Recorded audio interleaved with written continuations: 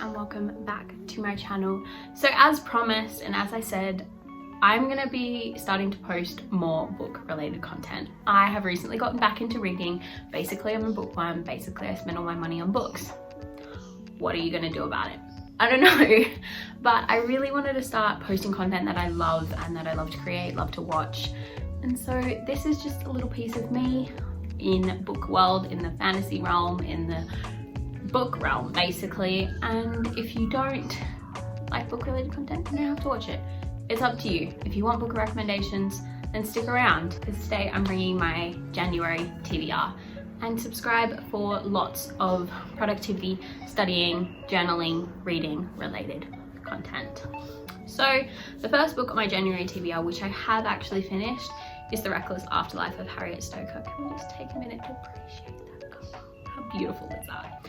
Anyway, this is a YA, but it's like a YA mystery, ghost story, supernatural, that sort of realm. Although at some points I didn't like Harriet as a character, this book is very good. It's a very good book when the setting is only in one place, and don't let that throw you, because I normally don't like books where the setting is simply one location. But this book does a really good job at still keeping you interested in the setting and exploring that setting as well. It's a very well set setting. I'm going to read you the back because I figure that it's what gets me into books, reading the back.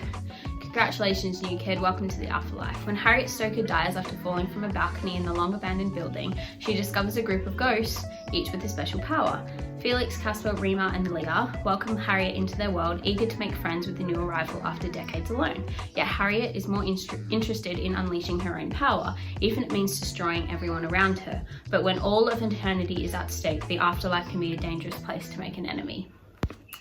And it's just a good book. I really enjoyed it. I read it in 3 days. I do recommend, if you want to get back into reading, this is a good book to start. So definitely check it out. I am a stan for Sarah J Maas. I know that you either love her or you hate her, but in my personal opinion, she is a very, very talented author. She does have some obviously problematic things that need addressing, like not including a lot of LGBT representation along with people of color representation. She does. Anyway, I'm currently reading Crescent City. I've read the entire Okatar series and I love it, and I'm so excited. A Course, Cerebral Flames, which is coming out this month. I'm so excited. But I'm reading Crescent City, more specifically House of Earth and Blood. I'm like 250 pages in. This book is insane. The world building in this book. Oh. If you want a good fantasy, this is a new adult book, which is like a category that sort of like is in between adult and YA. This is you person, honestly. This fantasy world is so well written. I also think it is obviously different from Okatar in the sense that it's still got some modern day aspect to it. Like our main character Bryce still goes to university, and you still sort of have like a city setting in a fantasy realm, and that alone is amazing. Anyway, bound by blood, tempted by desire, unleashed by destiny.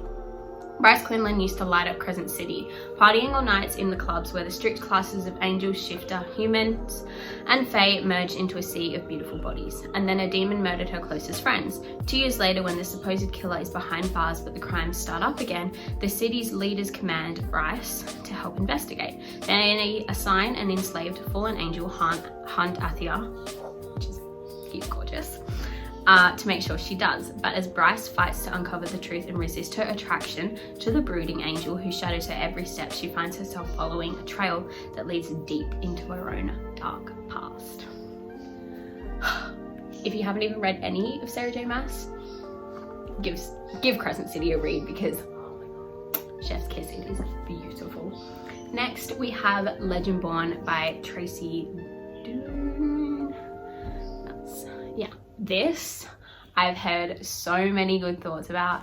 When I was thinking, I got a lot of money for Christmas and I have bought pretty much all of these books with my Christmas money.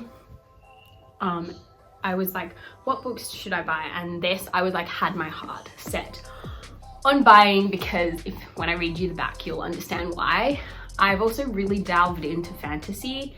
I've always loved like the TV shows like Shadowhunters, Supernatural, all of them, but it's now just converged into book form and fantasy, because mainly all I read last year was mystery and romance, but I'm starting off the year reading a lot of fantasy. Anyway, some legacies are meant to be broken. After her mother dies in an accident, 16-year-old Bree Matthews wants to escape. A residential program for bright high schoolers seems like the perfect opportunity, until she witnesses a magical attack on her first night on campus. A flying demon feeding on human energies, a secret society of so-called legend-born that hunt the creatures down. A mysterious mage who calls himself a Merlin, who attempts and fails to wipe Bree's memory of everything she saw. The mage's failure unlocks Bree's own unique magic and a buried memory from the night her mother died. Now Bree will do whatever it takes to discover the truth, even infiltrate the legend-born. But when the legend-born reveal themselves as the descendants of King Arthur's knights and foretell a magical war, Bree must decide how far she'll go for the truth. Should she use her magic to take down the society or to join the fight? I just think that sounds amazing. I know that there's more books coming in this series this year, along with another book of Crescent City. Anyway, doesn't that just sound amazing? You should pick it up and read it. I'll let you know. At the end, I'll do like a January wrap up and I'll let you know my thoughts on like all of the books I've read. Next on my list is the current Serpent and Dove duology, but she is coming out with a third book in this series. So Serpent and Dove and Blood and Honey. These have witches in it, and honestly, witches are my favorite.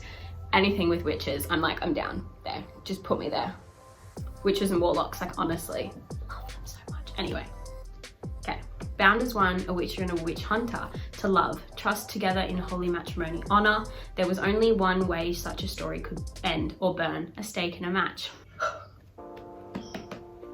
Anyway, that's just beautiful. There's barely anything on the back. That's what I just read, but oh my God, I read this on Goodreads. I'll link my Goodreads down below. From now on, my Goodreads will also always be linked down below with all my other social media and along with my Amazon wishlist. Anyway, and I read the description of this on Goodreads and I fell in love. And yes, I was not 100% sure when I saw this floating around Book Talk, but when I read the description, I was like, witches, I'm there, give it to me.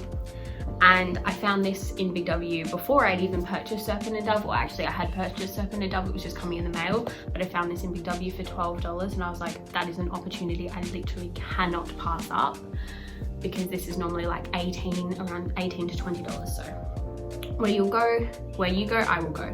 Lou and Reed have been reunited. Anyway, I'm not gonna read this because I haven't yet read Serpent and Dove, but essentially they're a matching pair. And lastly, on my list for January is Red, White and Royal Blue. Moving away from the fantasy, heading into the contemporary YA romance realm.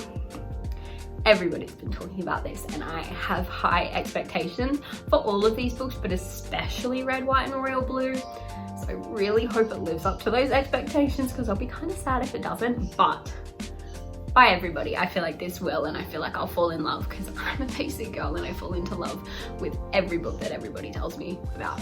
Some I don't, but okay. What happens when America's first son falls in love with the Prince of Wales? When his mother became president of the United States, also like a female president, Alex Claremont Diaz was promptly cast as the American equivalent of a young royal. Handsome, charismatic, generous. Oh, gee. Handsome, charismatic and genius. His image is pure millennial marketing gold for the White House. There's only one problem. Alex has a beef with the actual Prince Henry across the pond, and when the tabloids get a hold of a photo involving an Alex-Henry altercation, US-British relations take a turn for the worse. Heads of family and state and other handlers devise a plan for damage control. Stage a truce between the two rivals. What at first begins as a fake Instagrammable friendship grows deeper and more dangerous than Alex or Henry could have imagined. Soon Alex finds himself hurtling into a secret romance with a surprisingly unstuffy Henry that could derail the presidential campaign and upend two nations. It raises the question, can love save the world after all? Where do we find the courage and the power to be with the people we are meant to be? And how can we learn to let our true colours shine through? Okay, I actually haven't read the full description for that. I'd only ever read the blue and not the rest of it. Actually, I think I'd only read up to like the heads of family, but that does sound really good. And I am a sort of a political like royalty romance lover, so I'm very excited to read all of these. So yes, I'm very excited, and I hope you are too. If you want to read along with me, go pick these up at your local bookstore, shop local. But I love how all of them are like black and red, and then we just have red, white and royal blue, which is like pink. But anyway, you can definitely tell what books are fantasy and which one are contemporary. But yes, if you want to read along, obviously read along with me, but I am very excited and very happy to read all of these. Anyway, I'm gonna go continue reading Crescent City because it is finally getting to the beefy, the juicy part of the plot, and I'm totally here for it. Also, I feel like I like Bryce over Feyre. Currently, that is my current conclusion. If you've read Okatar and you've read Crescent City, let me know your thoughts. I don't have a wide audience, so we'll see. But if you have any other books you think you should recommend to me based on these and based on what you think I might like, I might already have them. For February, I'm really excited because I'm going to read the Six of Crows duology and maybe read the Grisha trilogy, but we'll see. Anyway, on that note, hope you guys enjoyed. If you did, don't forget to subscribe, give this video a thumbs up, let me know your book recommendations down below. Don't forget to check out my Instagram because I'm posting a lot more content on there. We'll probably be doing regular book updates on there, and also check out my TikTok. And yeah, I hope you guys enjoyed. I will see you guys later with another video.